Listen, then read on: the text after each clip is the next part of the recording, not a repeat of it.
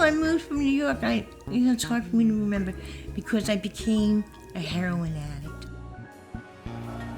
I had 20 years clean from opiates, 20 years. So very important to hear that. I did have a job, a long-time job at Boeing Aerospace. Yes, I was able to work throughout my whole using, and which was, but they helped me. They tried so hard, all these employers to help me. But I have been going with my mate for 30 years, and when I got off of methadone, which helps you to get off heroin, when I got off methadone, and then was so sick from that surgery and morphine and stuff, my mate of 30 years took over, and basically that's how I cleaned my life up. He's a rocket scientist, so I was lucky to have a stable, strong man in my life, turn my life around. And all people need that someone, or any spiritual entity. Yeah, but I never married. I'll kill that man of mine. I never married, and that's no problem though, because he owns a Tesla, and he's kind of, and I like that. Does he take care of you, Debz? Yeah, he does. Oh yes.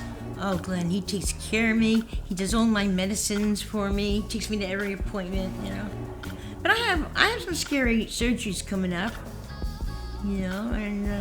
but I'm all right. I like hospitals because you're cared for. The nurses are pretty cute, and you're cared for. So I have a good attitude. I think I do. You know what, Glenn? And now I'm in a wheelchair because of a shoddy job, spinal surgery, shoddy job. And the rods are coming out, so, I'm pretty sick. That's why I have to be in a wheelchair. I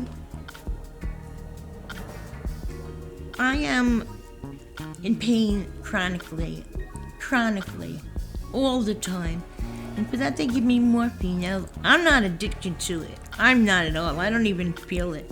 But that's what they give me, and they're thinking of putting in me a morphine pump. Now that is pretty satirical in a way. I believe it's like a satire, giving a junkie, at the end of her life, a morphine pump. But neurosurgeons are helping me to stand up because, like I said, I had spinal surgery, which put me in a chair. I've been in a chair for 10 years, but I love it. I really do. So I come from New York, and I come out to California, right? So different from New York. So different from cement jungle. They have beautiful beaches and all, and I love to party. I love to can I say that? I love cannabis.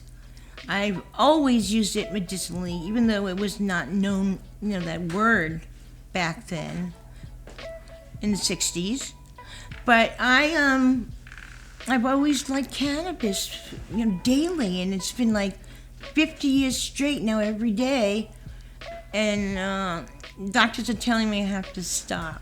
So now I have to figure out, this is me, I have to figure out a way I could ingest it or, I'll get it. But, I'm in a wheelchair, I'm sitting in a wheelchair, so I take all kinds of goodies. I take 37 pills a day to keep me alive, laughing, having fun.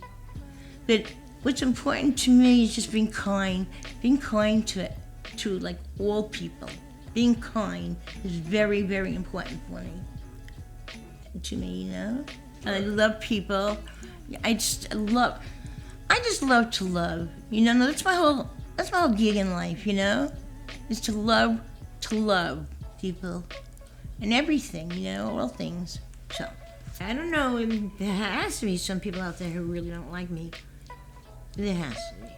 But no, I just receive love. I just receive really kindness and love from a lot of people, especially like this Facebook application. I used to be on it a lot, but now I'm tapering down. I have writer's cramp, they call it. And I just have a lot of friends, Glenn. I'm very blessed. I have a lot of friends, a lot of girlfriends who look out after me. Well, I have a strong belief in God.